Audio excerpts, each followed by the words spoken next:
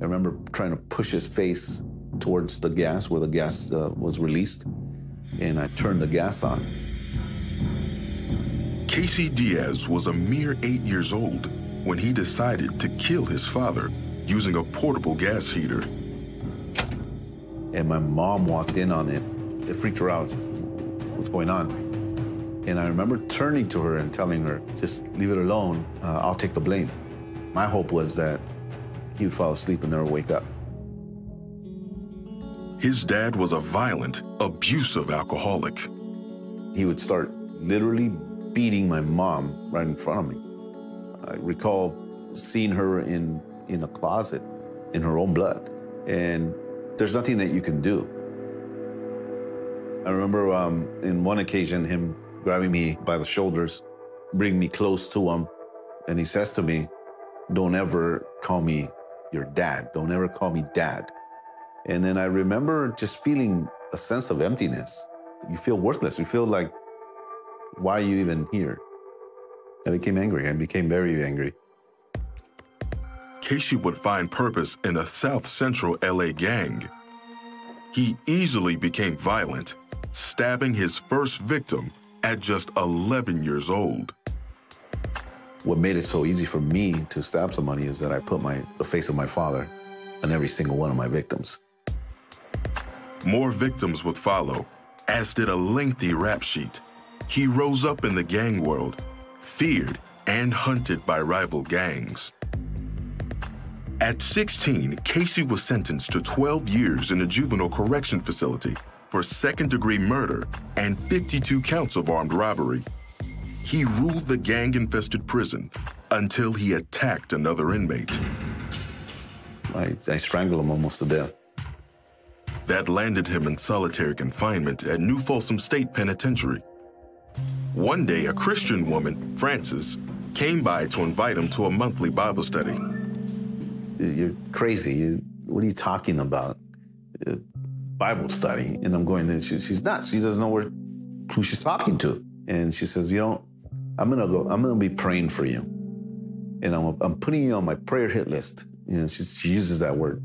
I said, you could do whatever you want, that's fine. I said, but I'm letting you know right off the bat, not interested in your Bible study or whatever religious thing that you're in. Every month for a year, she came by and Casey declined. But each time, her response was the same. And she would always say to me, I'm praying for you, and Jesus is going to use you. In his second year of solitary, he was awake, lying in his bunk. And all of a sudden, I start seeing what looks like a movie reel. I'm seeing footage that only I know from me growing up. And it starts to go into some details. From like the first thing that I ever stole from a 7-Eleven, to cars that I stole, to the first stabbing that I partook of. Then a different scene appeared. I could see a man carrying this cross, and I saw the nails on his hands and his feet. The man addressed Casey by a name. My birth name's Darwin, and he says, Darwin, I did this for you. And I could hear in my cell, audibly, his breath leaving him. I hit the center of that floor and wept, weeping uncontrollably, sobbing, and telling God, I'm so sorry for stabbing this person and stabbing this person over here.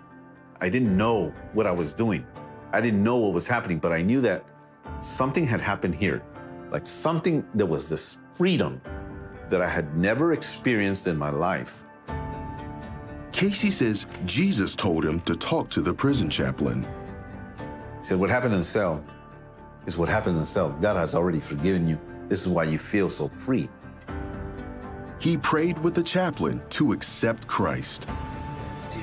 It was God dealing with me on a one-on-one basis and removing that desire of wanting to hurt people.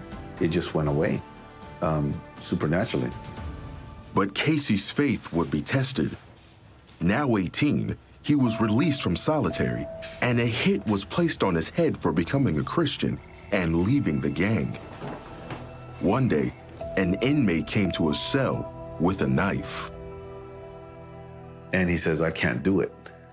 I can't do this. I can't do this to you.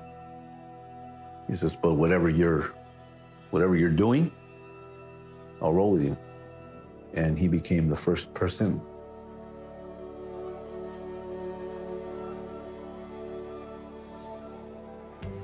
The first person I led to the Lord was the guy that was assigned to do the hit. The hit was removed, and for the remaining 5 years of his sentence, Casey would lead over 200 inmates to Christ. At age 25, Casey was released. In time, he forgave his dad, who eventually gave his life to Christ as well. Today, Casey owns a successful sign business and lives in LA with his family. Coming to Christ is and will always be the best decision that any man could ever make. He is so relentless in his pursuit of us. He's constantly, you might not notice it right away, but God is after the sinner. But his favor and his mercy and his grace, it just floors you.